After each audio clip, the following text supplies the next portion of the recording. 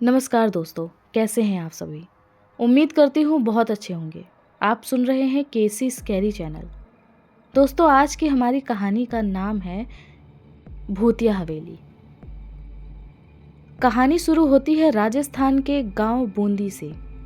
ये गांव देखने में जितना सुंदर है उतना ही रहस्यमयी और खौफनाक भी। तो आइए शुरू करते हैं बिना देर किए अपनी कहानी। इंजीनियरिंग की पढ़ाई कर रहा अविनाश बेंगलुरु का रहने वाला था। उसकी उम्र तकरीबन 27 साल है। उसे घूमना फिरना और चीज़ों को एक्सप्लोर करना बहुत पसंद है, खास करके पुरानी हवेलियाँ, गांव, पुराने किले, इमारतें आदि। अविनाश का एक भरा पूरा संपन्न परिवार है, जिसमें माँ, पापा, उसकी छोटी बहन, दादा दादी और एक कुत्ता जिसका नाम रॉनी है।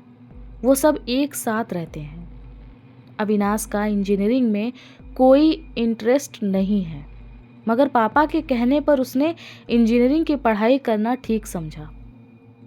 अविनाश खुशमिजाज लड़का है। अविनाश को फोटोग्राफी का भी बहुत शौक है। वो कहीं भी घूमने जाता तो उस जगह की बहुत सारी तस्वीरें लेता और घर आकर फ्रेम में मढ़वा कर उसे अपने कमरे में लगा देता था। अविनाश के 3 दोस्त हैं जो उसी के साथ उसी की बैच में हैं, विशाल, अभिषेक और कार्तिक। जहाँ कहीं भी जाते ये चारों साथ में जाते थे। ये हमेशा साथ रहते थे। एक दिन सुबह सुबह कॉलेज की कैंटीन में चारों साथ बैठकर कॉफ़ी का लुफ्त ले रहे थे कि तभी कार्तिक ने कहा, अरे यार, बहुत दिन हुए हम कहीं भी एक साथ घूमने नहीं गए। बस बोरिंग क्लास करो और फिर बाकी समय रूम में गुजार दो। तभी अविनाश ने कैंटीन वाले की बात सुनी। वो अपने कर्मचारी को कह रहा था कि सुनो भोला, मैं 10 दिनों के लिए राजस्थान अपने गांव बूंदी जा रहा हूँ। मेरे गैर मौजूदगी में यहाँ सब संभाल लेना। भोला ने सिर हिलाया और पूछा, मगर आप इतने सालों बाद गांव क्यों जा रहे हैं? आखिर क्या खास बात है, वो भी उस भूतिया गांव में? मालिक ने उसे डांटा और बोला, चुप कर, जो मन में आता है बोल देता है। आज के बाद कुछ भी बोला ऐसा कुछ मेरे गांव के बारे में तो देखना ठीक नहीं होगा। काम से निकाल दूंगा तुझे। अब जा और जाकर अपना काम कर। मालिक ने अपने नौकर को कस के डांटा। कुछ समय बाद अविनाश भोला के पास गया और बोला कि भोला, जरा इधर तो आना। भोला ने अविनाश की ओर देखा और कहा, जी अविनाश भैया, कहिए क्या बात है। अविनाश ने संकोचते हुए कहा कि नहीं, ऐसी कुछ खास बात तो नहीं है, लेकिन भोला, तुम किस भूतिया गांव के बारे में बात कर रहे थे? तब भोला कहता है कि अरे अविनाश भैया, हम क्या बताएं बूंदी राजस्थान के बारे में। वो गांव बड़ा ही श्रापित है। आए दिन वहाँ किसी न किसी के मरने की खबर आती है। बड़ा ही मनहूस गांव है वो। अविनाश ने पूछा, क्यों, ऐसा क्या है? भोला ने बताया कि देखा तो मैंने भी नहीं है, मगर बहुत सुना है इसके बारे में। उस गांव में उस हवेली की इकलौती बेटी और उसकी आत्मा के बारे में सबको बातें करते हुए सुना है। ये सुनकर अविनाश पहले तो जोर जोर से हंसा और फिर अपनी हंसी को रोकते हुए भोला से पूछा, अच्छा, ऐसा क्या हुआ था? भोला ने बताया कि भैया, आप हंस रहे हैं, बहुत लोग वहां जाने से डरते हैं आज भी। पूरा गांव परेशान रहता है, और तो और शाम होते ही उस हवेली के रास्ते पर से भी कोई नहीं गुजरता। अविनाश ने अपने दोस्तों को पास बुलाया और सारी बात बताई। अविनाश के साथ साथ भोला की बात सुनकर सभी हंस पड़े। इस बात पर भोला नाराजगी जताते हुए कहता है कि जाइए भैया, मैं नहीं बताता आप कुछ भी आप लोगों को। मेरी हर बात का मजाक उड़ा देते हैं आप लोग।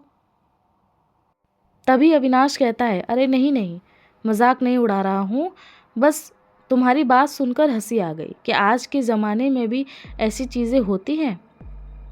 तभी अविनाश अभिषेक को डांटते हुए कहता है, क्या यार तू भी ना, क्यों भोला का मजाक उड़ा रहा है? हम मजाक नहीं उड़ा रहे हैं, बस थोड़ा मस्ती कर रहे हैं। फिर चारों ने एक एक कर कॉफी ली और भोला के साथ एक टेबल पर झुंड बनाकर बैठ गए और उससे कहा, चल भोला, अब वो कहानी सुना जिसकी बात अभी तू कर रहा था। ये कहकर भोला भी वहाँ उन लोगों के पास बैठा और कहानी शुरू कर दी। भोला ने बताया कि ये बहुत समय पहले की बात है, राजस्थान के बूंदी गांव में, जब ठाकुरों का राज हुआ करता था। हवेली के बड़े ठाकुर भीमा सिंह जी उस समय के उस गांव के करता धरता हुआ करते थे। गांव का हर एक व्यक्ति उनकी इज्जत भी करता था और उनसे डरता भी था। वो गांव के सभी समस्या का समाधान भी करते थे, मगर अपने असूलों के पक्के थे। लेकिन जिससे पूरा गांव थर थर कांपता था, वो ठाकुर भीमा सिंह अपनी इकलौती बेटी सुकन्या से डरते थे।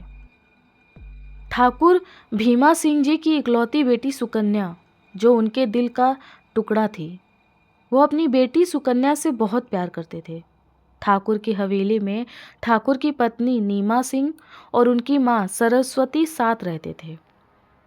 बहुत पैसा था ठाकुरों के पास, इतना ज़्यादा पैसा कि पूरा गांव वो खरीद सकते थे। पूरे गांव में उनका ही डंका बजता था, हुकूमत चलती थी। उनकी इजाज़त के बगैर गांव के पेड़ का एक पत्ता भी नहीं हिलता था। गांव के कई आदमी उनके यहाँ मजदूर बनकर काम किया करते थे। भीमा ठाकुर की कोई कमज़ोरी नहीं थी, बस कमज़ोरी थी तो उनकी इकलौती बेटी सुकन्या, जिसके खातिर वो किसी की जान ले भी सकते थे और अपनी जान दे भी सकते थे। सुकन्या बहुत ही सुंदर थी। भीमा ठाकुर उसे हवेली के बाहर नहीं जाने देते थे। अगर वो मंदिर भी जाती तो 2-4 अंगरक्षकों के साथ जाती थी। भीमा ठाकुर सबसे छुपा कर अपनी बेटी को रखते थे। गांव के कई लोग तो उनकी बेटी को देखा भी नहीं था। पर वो कहते हैं ना, जो चीज़ सबसे ज़्यादा हमें अच्छी लगती है वो ही भगवान हमसे छीन लेता है। भीमा ठाकुर के साथ भी यही हुआ। भीमा ठाकुर की इकलौती बेटी अचानक ही कहीं गायब हो गई। उसने पूरे गांव में उसकी खोज करवाई, लेकिन सुकन्या का कोई पता नहीं चला। काफ़ी समय बीत गए थे। भीमा ठाकुर जैसे पागल हो चुका था। गांव वाले तो कह रहे थे कि सुकन्या किसी के साथ भाग गई। इसलिए ही तो ठाकुर हवेली से बाहर ही नहीं निकलते थे और अपना पूरा राजपाट छोड़कर एक जगह हवेली में कहीं खुद को कैद कर लिया था। ना किसी से बात करते थे और ना किसी से मिलते थे। उसे सुकन्या के गायब हो जाने पर बहुत बड़ा सदमा लगा था। ठाकुर उस सदमे से निकल ही नहीं पाया और कुछ सालों बाद ही ठाकुर ने हवेली में अपने प्राण त्याग दिए। ठाकुर के चले जाने के बाद ठाकुराइन अपनी सास को लेकर विदेश चली गई। तभी से हवेली में ताला लगा है। मगर आज भी शाम होते ही हवेली से घुंघरुओं के बजने की आवाज़ आती है, तो कभी पूरी हवेली की लाइट जलने लगती है, जबकि हवेली में लाइट का तो कनेक्शन ही नहीं है। लेकिन सबसे गौर करने वाली बात यह है कि अगर उस हवेली में ठाकुर भीमा सिंह जी की मौत हुई तो वहाँ से हर शाम घुंघरू की आवाज़ क्यों आती? और अगर गलती से भी शाम को हवेली के पास कोई चला जाए तो वो बचकर वापस नहीं आता। चारों बिल्कुल ध्यान से भोला की कहानी सुन रहे थे कि तभी अचानक अविनाश, अभिषेक, कार्तिक और विशाल चारों बड़े ही ध्यान से भोला की बातें सुन रहे थे। जैसे ही कहानी खत्म हुई, विशाल ने कहा, अरे यार हटाओ ये सब बस लोगों को बेवकूफ़ बनाने की एक सोची समझी चाल है। भी अभिषेक ने कहा कि हाँ, अक्सर ऐसा होता है कि बहुत सारे खजाने को छुपाने या उसे सुरक्षित करने के लिए लोग ऐसी डरावनी कहानियों का इस्तेमाल करते हैं ताकि लोगों में ये दहशत बनी रहे और वहाँ कोई न जाए। फिर चारों ने अपनी अपनी कॉफ़ी खत्म की, भोला को पकड़ाया और क्लास की तरफ चल दिए। सभी ने इस कहानी को सुन लिया मगर अविनाश के मन में अभी भी इस बात का असर नहीं उतरा था। वो पूरे क्लास में यही सोचता रहा कि एक बार वहाँ जाने का मौका मिल जाए, पता तो चले कि सच आखिर है क्या, क्यों लोग बूंदी जाने से इतना डरते हैं। और ये सब सोचना अविनाश के लिए स्वाभाविक भी था, क्योंकि अविनाश को पहले से ही इन सब बातों पर इंटरेस्ट था। मगर उसे कहाँ पता था कि उसका यही शौक उसकी ज़िंदगी का एक नया ही रूप दिखाएगा। उस रात अविनाश हॉस्टल के कॉरिडोर में रात भर टहलता रहा। उसके दिमाग ने मानो ये ठान ही लिया था कि वो बूंदी के अलावा किसी के बारे में नहीं सोचेगा। पूरी रात अविनाश ने जाग कर गुजारा। सुबह होते ही अविनाश ने अपने लिए चाय बनाई और बाहर के बरामदे में बैठकर चाय की चुस्कियां लेने लगा कि अचानक उसने बूंदी जाने का सोचा। वो सीधा उठा और अभिषेक के कमरे में जाकर उसे जगाने लगा। अभिषेक उठ। और अभिषेक अंगड़ाई लेते हुए बोला, बोल, इतनी सुबह सुबह मेरी जिंदगी क्यों खराब करने आ गया तू। अविनाश के कहने पर अभिषेक बूंदी चलने को तैयार हो गया और दोनों ने कार्तिक, विशाल को भी इसके बारे में बताया, मगर विशाल जाने से मना करने लगा। नहीं यार, अगर ये बात सच हुई तो हम सब कहीं मारे जाएंगे तो, विशाल ने अविनाश से कहा। अभिषेक ने कहा कि यार ऐसा कुछ भी नहीं होगा, हमें एंजॉय करने का मौका मिल रहा है और एक हवेली देखने का भी, और वैसे भी हम ऐसी जगह घूमने बहुत रेयर ही जाते हैं। मैंने तो ठान लिया है कि मैं जा रहा हूँ, तुम सब अपना देख लो। विशाल ने कहा कि ठीक है, जब तुम लोग चल रहे हो तो मैं भी क्या करूँगा यहाँ पे, मैं भी साथ चलता हूँ। फिर क्या, चारों अपने अपने सामान पैक करके राजस्थान बूंदी के लिए निकल पड़ते हैं। कुछ ही घंटों में चारों बूंदी पहुँच जाते हैं। बूंदी गांव में पहुँचने के लिए जंगल के रास्ते जाना पड़ता है। रास्ता बहुत ही सुनसान और पथरीला होता है। दोपहर के करीब 2 बज रहे थे। चारों पथरीले रास्ते पर अपने अपने सामान बैग को उठाते हुए सीधा चलते चले जा रहे थे, मगर रास्ता इतना पथरीला होता है कि उस पर चलना बहुत ही मुश्किल है। कुछ घंटे चलने के बाद चारों गांव की सीमा पर पहुंच जाते हैं। इतनी समय चलने के बाद शाम हो जाती है। शाम के तकरीबन 4 बज रहे थे। गांव की सीमा पर कोई भी दिखाई नहीं देता। गांव का एक व्यक्ति भी वहां नजर नहीं आता। चारों पहले से ही थकी हुई हालत में होते हैं। वो पैदल इतना चले होते हैं कि आगे चलना मुश्किल हो जाता है, और वो चारों गांव की सीमा पर ही एक पेड़ के नीचे बैठ जाते हैं। विशाल ने अविनाश से कहा, यार इस गांव में तो लगता है कोई रहता ही नहीं है। कहीं भोला ने हम लोगों को बेवकूफ़ तो नहीं बनाया, क्योंकि अगर कोई इस गांव में रहता या आता जाता तो हमें दिखाई देता। काफ़ी समय हो गए हमें यहाँ बैठे, पर कोई दिखाई नहीं दे रहा। मुझे अब डर लग रहा है, हमें अब निकलना चाहिए। मुझे लगता है हमें गांव के अंदर जाना ही नहीं चाहिए। यार हम लोग गलत तो नहीं कर रहे हैं। अगर हम लोगों के साथ कोई हादसा हो गया तो इसकी जिम्मेदारी कौन लेगा। अविनाश उस पर हंसने लगा और कहता है कि यार विशाल, तू बहुत डरता है, एक नंबर का डरपोक है तू, सच में। हम यहाँ घूमने आए हैं और उस हवेली का राज जानने आए हैं। तुझे पहले से मालूम था ना हम यहाँ आने वाले हैं, फिर भी तू डर रहा है। और ये बता, तू कब से डरने लगा? हम चारों तो पहले भी ऐसी जगह जा चुके हैं जहाँ पर ऐसी रहस्यमयी बातें हुई हैं। हमें तो अच्छा लगता है यार घूमना फिरना और ऐसी चीज़ों को जानना। तू डर मत, हम 4 एक साथ हैं। हम 4 जब एक साथ होते हैं तो हमें किसी और की ज़रूरत नहीं होती। और रही बात गांव की, तो आगे चलते हैं। ये तो अभी गांव की सीमा है। अविनाश, विशाल, कार्तिक और अभिषेक चारों अपने अपने बैग उठाते हैं और अंदर की तरफ गांव में जाने लगते हैं। थोड़े दूर चलते ही एक बूढ़ा आदमी उनको दिखाई पड़ता, जो अपनी बैलगाड़ी लेकर वहां से अकेले ही जा रहा था। अंधेरा हो चुका था, सूरज लेकिन अभी पूरी तरह डूबा नहीं था। रास्ते धुंधले दिखाई पड़ते हैं और उस धुंध में ही वो आदमी उन सब को दिखाई देता है।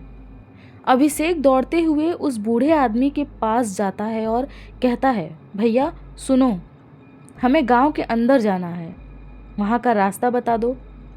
क्या आप गांव में जा रहे हो? तो हमें भी साथ ले चलो, हम अजनबी हैं, रास्ता भटक गए हैं। मगर बूढ़ा आदमी बगैर कुछ बोले वहाँ से जाने लगा। अभिषेक उसे फिर से टोकता है और कहता है, क्या आपको सुनाई नहीं दे रहा? मैंने पूछा गांव जाने का रास्ता बता सकते हो या नहीं? बूढ़ा आदमी पलट कर अभिषेक की तरफ देखता है और अपनी बाईं तरफ इशारा करता है, मगर मुंह से कुछ नहीं कहता। अभिषेक कहता है, यार ये अजीब आदमी है, मुंह से कुछ बोलता नहीं है लेकिन इससे बाईं तरफ इशारा किया। लगता है गांव का रास्ता इसी तरफ है। हाँ तो ठीक है, उसी ओर चलते हैं। चारों ने फैसला किया। चारों बिना सोचे समझे फिर से उस बूढ़े आदमी के बताए रास्ते पर चलने लगे। थोड़ी देर पहुंचने के बाद उन्हें हवेली दिखाई पड़ी, जो वाकई में बहुत ही पुरानी और डरावनी थी। विशाल ने कहा, यार लगता है ये गांव की वही हवेली है जहां कोई आता जाता नहीं और जिसके बारे में भोला ने बताया था। यार ये तो सच में यहाँ है, मतलब उसकी बातें भी सच हैं। अविनाश कहता है, चलो ठीक है, फिर देखते हैं अंदर चलकर कि आखिर क्या सच है। अभिषेक उसे फिर से मना करता है, मेरी मानो तो अंदर मत जाओ। विशाल डरा हुआ होता है, मगर अविनाश किसी की नहीं सुनता और उसी के कहने पर चारों हवेली के अंदर प्रवेश कर लेते हैं। हवेली का दरवाज़ा बाहर से बंद होता है। बहुत बड़ा एक अजीब सा ताला उस पर लटका रहता है। अविनाश एक पत्थर उठाता है और ताले को तोड़ देता है। दरवाज़ा खुलने पर एक अजीब सी आवाज़ आती है जो बहुत ही डरावनी होती है, मानो सालों से इस दरवाजे को किसी ने खोला ही ना हो। अंदर मकड़ी के जालों से भरा पूरा हॉल और सामान भी इधर उधर बिखरे पड़े होते हैं। विशाल ने कहा, यार ये कैसी हवेली है जिसका दरवाज़ा जर्जर हो गया है और पूरी हवेली जानवरों से भरी पड़ी, कहीं किसी सांप ने काट लिया तो? सामने दीवार पर धूल से भरा एक बहुत बड़ा फोटो टंगा था जिसमें पूरे परिवार की तस्वीर थी। विशाल कहता है, लगता है कि ये तस्वीर उसी ठाकुर के परिवार की होगी जो इस दीवार पर लटकी है। और सभी चारों पूरे घर में घूर घूर कर देखते हैं। तभी कुछ छन से टूटने की आवाज़ आती है और चारों डर जाते हैं। ये कैसी आवाज़ थी? वो चारों पलट कर देखते हैं तो पीछे कोई भी चीज़ उन्हें दिखाई नहीं देती और ज़मीन पर पड़ा कांच का ग्लास टूटा पड़ा रहता है। अविनाश कहता है, अरे यार ये देखो, लगता है किसी बिल्ली ने ग्लास को गिरा दिया। हाँ हो सकता है, यहाँ पे जानवर बहुत हैं, अभिषेक ने कहा। खैर रात तो हो ही गई है, हमें ठहरने के लिए एक अच्छी खाली जगह मिल गई। आज रात तो यहीं गुजारेंगे, सुबह पूरा गांव घूमेंगे। मगर विशाल डर जाता है और कहता है कि सालों इस खुफिया और ख़तरनाक हवेली में हम रात भर रुकेंगे? नहीं, ऐसा मत कर। अगर हम रात यहीं गुजारेंगे तो सुबह उठ ही नहीं पाएंगे। तीनों उसकी बात सुनकर ज़ोरों से हंस पड़े। अविनाश ने कहा, इतना ठीक है, बहुत ही सही चीज़ है ये, एकदम इंटरटेनिंग, ये हमारा खूब मनोरंजन करेगा। कार्तिक भी उसका मजाक उड़ाते हुए कहता है, हाँ तू सही कहता है, ये साला कितना डरपोक है। मगर विशाल को इस बात पे गुस्सा आ जाता है और वो कहता है, हंस लो सालो, अगर मेरी बात सच निकली ना तो लाश बन के निकलोगे यहाँ से। चारों ने मिलकर कुछ एरिया में हॉल को साफ किया, वहाँ पे चादर बिछाई और बैठ गए। कुछ देर के बाद चारों ने अपने बैग से खाना निकाला और खाना शुरू किया। सोने के लिए उन चारों ने अपने लिए अलग अलग कमरे चूज करने के बारे में सोचा। उस वक्त रात के तकरीबन 8 बज रहे थे। अलग कमरे में विशाल को नींद नहीं आ रही थी, तो वो उठा और अविनाश के कमरे में चला गया। यार अवि, दरवाज़ा खोल, मुझे आज तेरे कमरे में सोना है। अविनाश ने कहा ठीक है, और दोनों अविनाश के कमरे में सो गए। रात के तकरीबन 3 बजे अविनाश ने अचानक आंखें खोली। उसे किसी लड़की के गाने की आवाज़ सुनाई दी। अविनाश अपने कमरे से निकला और बाहर की तरफ चला गया। जैसे जैसे वो ऊपर की तरफ जाता, उसे गाने की आवाज़ और तेज सुनाई देने लगती, जैसे कोई लड़की घुंघरू पहन के किसी गाने पर नाच रही हो। अविनाश को ताज्जुब हो रहा था कि इतनी रात गए हमारे अलावा इस हवेली में कोई है, नहीं तो ये घुंघरू की आवाज़ कहाँ से आ रही थी। अविनाश के मन में ये बात जानने की उत्सुकता हुई और वो ऊपर की तरफ जाने लगा। ऊपर की तरफ तीसरे कमरे में अविनाश ने घुंघरू की आवाज़ तेज सुनी। उसने उस कमरे का दरवाज़ा खोला। अविनाश को अपनी आंखों पर यकीन नहीं हो रहा था जो कुछ भी उसने देखा। अविनाश ने देखा कि सामने एक खूबसूरत सी लड़की बहुत ही राजवाड़ी पोशाक में खड़ी थी और उसके पैर में घुंघरू बांधे हुए। वो इतनी खूबसूरत लग रही थी कि मानो किसी आसमान की परी हो। अविनाश उसे देखा और देखता ही रह गया। कुछ देर तक अविनाश बिल्कुल स्तंभ था। उसे कुछ समझ नहीं आ रहा था कि वो करे तो करे क्या। कुछ देर बाद अविनाश ने खुद को संभाला और उससे पूछा, कौन है आप और इतनी रात को आप यहाँ क्या कर रही हैं इस खंडहर हवेली में? उस लड़की ने कहा, आप कौन हैं? अविनाश ने कहा, हम लोग शहर से आए हैं इस गांव में घूमने के लिए, मगर जब हम आए थे तब तो यहाँ कोई भी नहीं था और इस समय आप यहाँ। लड़की ने कुछ कहा नहीं और कमरे से चुपचाप निकल कर जाने लगी। अविनाश उसका पीछा करते हुए उसके पीछे भागता है। कुछ दूर जाने के बाद लड़की पीछे पलटकर अविनाश को देखती है और मुस्कुराती है। अविनाश उसके चेहरे और उसके मुस्कुराहट पर मोहित हो जाता है और उसकी तरफ खींचा चला जाता है। अविनाश को ये खबर ही नहीं होती कि वो उसके पीछे जा रहा है, मगर क्यों? कुछ ही देर बाद अविनाश उसके पीछे भागते हुए जंगल की तरफ आ गया और फिर उसे याद आया कि वो हवेली से काफ़ी दूर निकल चुका है। चारों तरफ अंधेरा ही अंधेरा दिखाई दे रहा था। उस पूरे जंगल में उसके सिवा और अंधेरे के सिवा और कोई नहीं था। अविनाश सोचता है, अरे ये लड़की कहाँ चली गई? अभी तो यहीं थी और मैं यहाँ जंगल में क्या कर रहा हूँ? अविनाश के सर में बहुत ज़ोरों का दर्द होने लगता है और वो अपना सर पकड़कर वहीं पेड़ के नीचे बैठ जाता है। देखते ही देखते उसे नींद आ जाती है। कुछ ही समय बाद सुबह हो जाती है। जब अविनाश की नींद टूटती है तो अपने आप को जंगल में पाता है और रात के बाद उसे याद आती है। वो समझ ही नहीं पाता कि रात में हुआ क्या था। तभी उसके दोस्त अविनाश को ढूंढते ढूंढते उसके पास पहुंच गए। कार्तिक कहता है, अविनाश तुम कल रात कहाँ गायब हो गए थे और यहाँ जंगल में इस पेड़ के पास क्या कर रहे हो? अविनाश अपने सारे दोस्तों को रात की बात बताता है, मगर कोई अविनाश की बातों पर यकीन नहीं करता। सब उसकी हंसी उड़ा देते हैं। अविनाश भी इस बात को अपना सपना समझकर भूल जाता है और चारों फिर से वापस हवेली में चले जाते हैं। वहाँ से निकलकर चारों गांव की तरफ बढ़ते हैं। रास्ते में उन्हें एक लड़की मिलती है जो शायद गांव की ही होती है। चारों ने सोचा कि इस लड़की से गांव के अंदर जाने का पता पूछ लेते हैं। यहीं की रहने वाली है, शायद कुछ बता दे। उस लड़की ने अविनाश से बोला,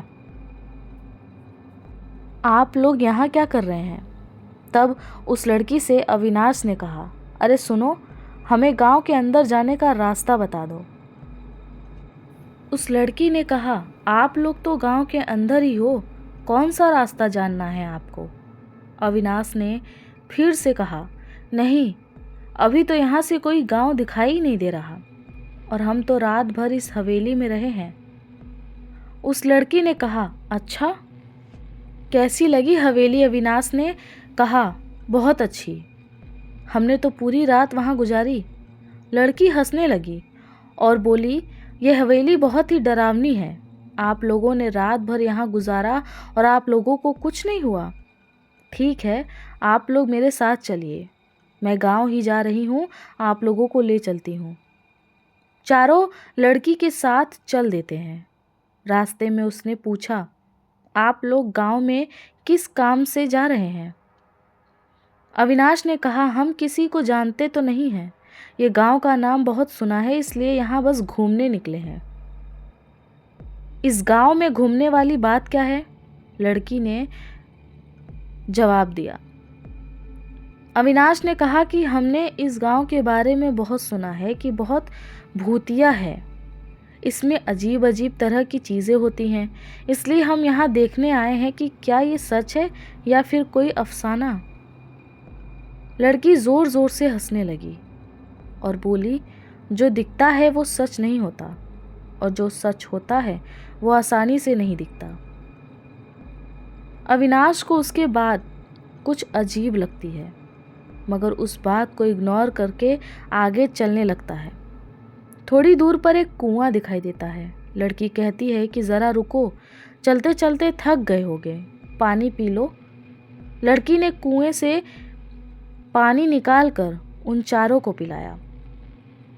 पानी को पीते ही चारों बेहोशी की हालत में हो गए और जब वो होश में आते हैं तो फिर उसी हवेली में खुद को पड़ा पाते हैं। मगर इस बात हवेली का नज़ारा इस बार कुछ अलग होता है, जिसे देखकर चारों दंग रह जाते हैं। चारों की आंखें खुलती हैं तो वो खुद को हवेली के अंदर पाते हैं, पर इस बार हवेली का नज़ारा कुछ अलग ही होता है, जिसे देखकर चारों बिल्कुल दंग रह जाते हैं। हवेली में पुरानी चीज़ों की जगह नई चीज़ें, साफ सफाई और चकाचौंध दिखाई देती है। चारों तरफ नौकर चाकर घूमते हुए हैं और पूरी हवेली सजी हुई होती है, बिल्कुल एक दुल्हन की तरह। जैसे लग रहा था कि मानो आज कुछ उत्सव है, जिसके लिए पूरी हवेली को सजाया गया है। चारों उठकर खड़े होते हैं। उनकी नज़र जहाँ तक जाती है हवेली वहाँ तक पूरी सजी होती है और लोग ही लोग दिखाई देते हैं। इधर उधर भागते, कोई फूलों से सीढ़ियों को सजाता है तो कोई पर्दे सजा रहा है, कोई दरवाजे पर रंगोली बना रहा था तो कोई दिए जला रहा था। ये समझ ही नहीं आ रहा था कि आखिर वो हो क्या रहा है। आखिर कल रात हवेली में चारों ने रात गुजारा। बिल्कुल खंडहर जैसी हवेली दुल्हन की तरह सजी हुई। तभी चारों ने देखा कि सामने से एक आदमी चला आ रहा था, जो पूरे राजवाड़े पोशाक में था, सर पर पगड़ी और हाथ में छड़ी लिए हुए उनकी तरफ बढ़ रहा था। देखने में तो कोई ठाकुर जैसा लग रहा था।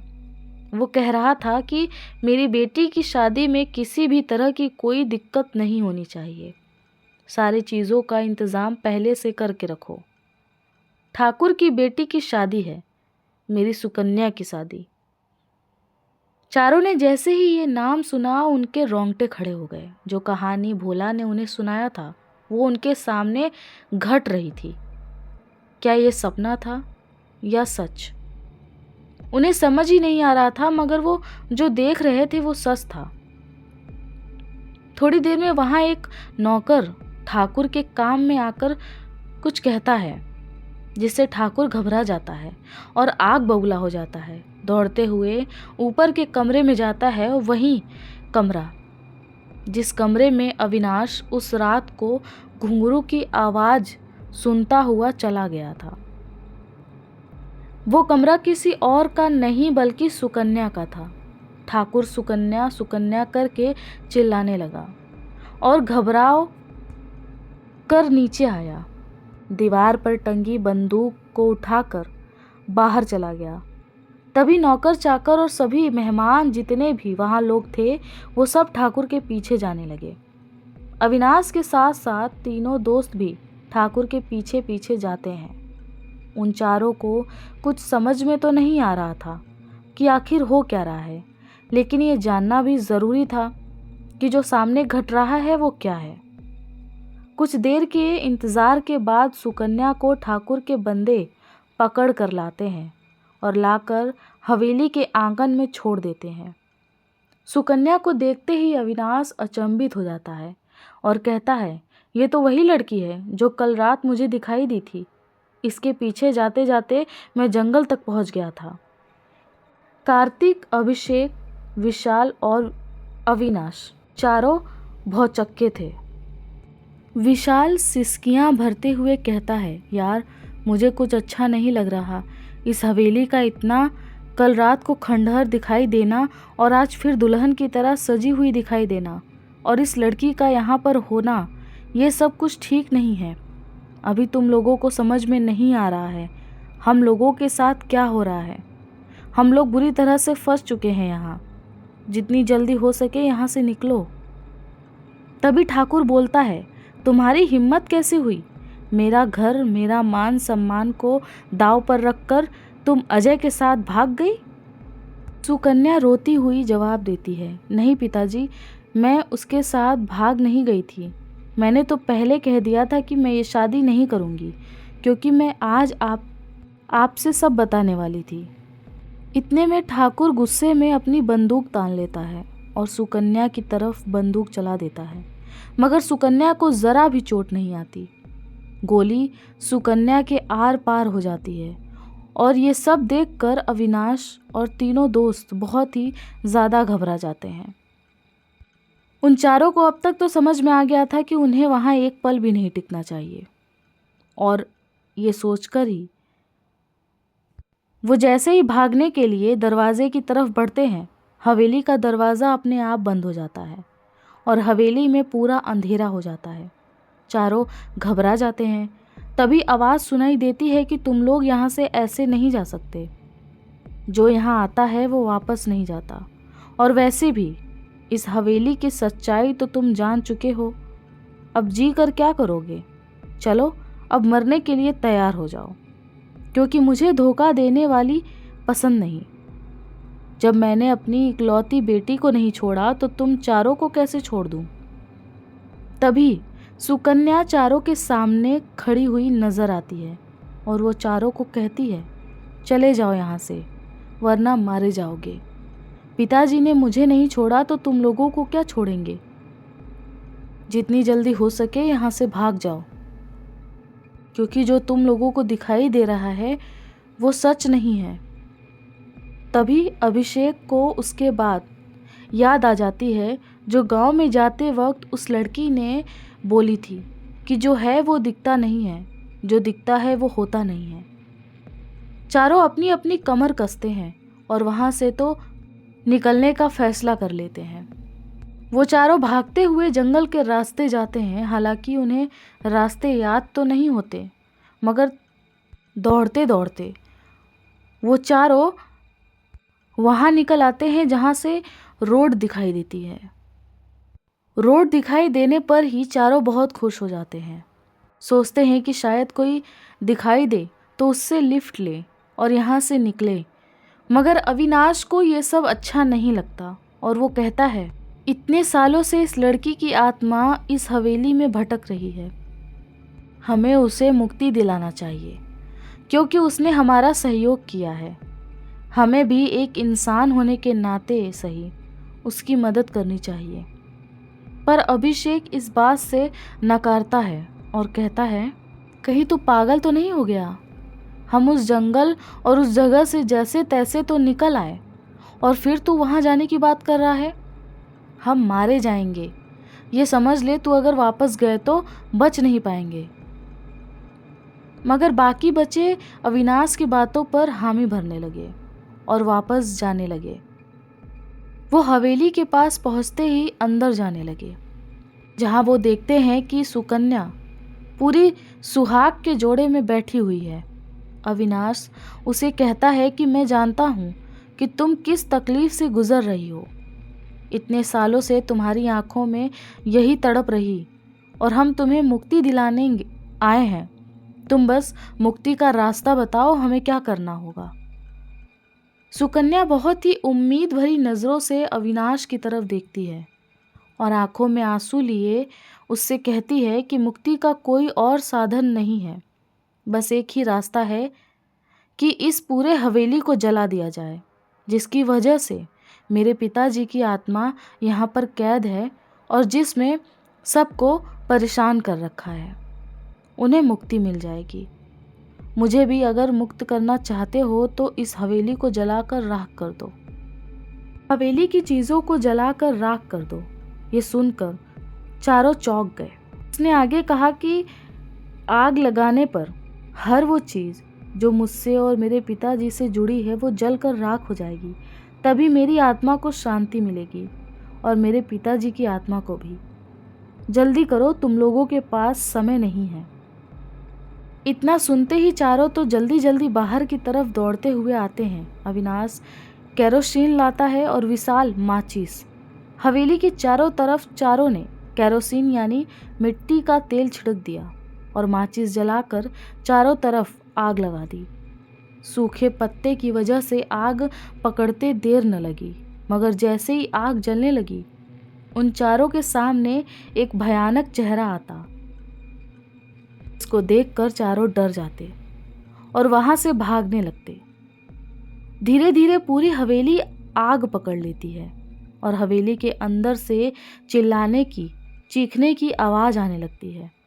चारों भागते हैं और फिर से रोड की तरफ आ जाते हैं। चारों सांस भरते हैं, अब छुटकारा मिल चुका है, शायद हम सुरक्षित हैं।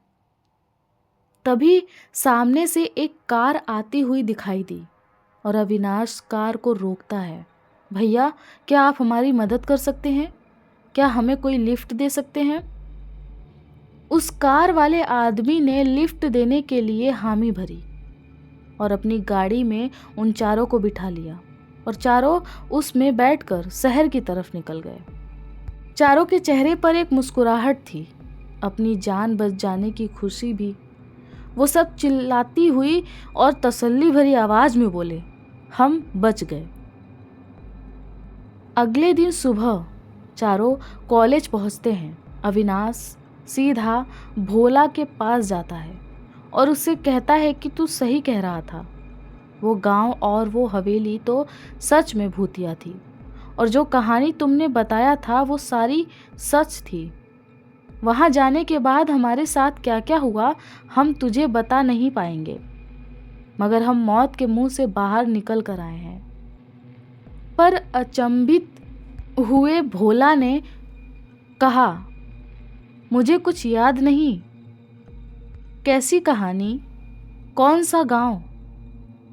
अविनाश हैरान होता है और फिर से भोला को याद दिलाने के लिए कहता है, अरे वही जिस गांव के बारे में तुमने मुझसे बताया था, बूंदी। भोला आश्चर्य से पूछता है, बूंदी? हाँ, वही जो राजस्थान में है। तुमने ही तो बताया था और तुमसे ही तो बात करके मैं उस गांव में गया। भोला ने कहा, मैंने तो किसी गांव के बारे में आपको नहीं बताया। बूंदी तो एक अच्छा खासा शहर है, कोई गांव थोड़ी है। और कौन सी हवेली? कैसी हवेली? मैंने तो किसी हवेली का जिक्र भी नहीं किया था आपसे और ना ही ऐसी कोई हवेली के बारे में कोई कहानी सुनाई थी। आप भी न भैया, सुबह सुबह नींद खुली नहीं, उल्टी उल्टी बातें करने लगे। लीजिए हमारे हाथ की कड़क चाय पीजिए तो आपकी नींद खुल जाएगी और जो सपना आपने रात में देखा है उसे भी भूल जाएंगे। अविनाश के 3 दोस्त वहाँ आ जाते हैं और भोला की बात सुनकर हैरान होते हैं, मगर वो इतना तो समझ चुके थे कि जो कुछ भी हुआ है वो नियति थी, वो होना ही था। शायद सुकन्या का उद्धार उन्हीं चारों के हाथों लिखा था। नियति ने उस जगह हम चारों को भेजा और एक भयानक सपना समझकर चारों इस घटना को भूल गए। इसी के साथ ये कहानी यहीं ख़त्म होती है। वादा करती हूँ दोबारा मिलूँगी एक खौफनाक और डरावनी कहानी के साथ।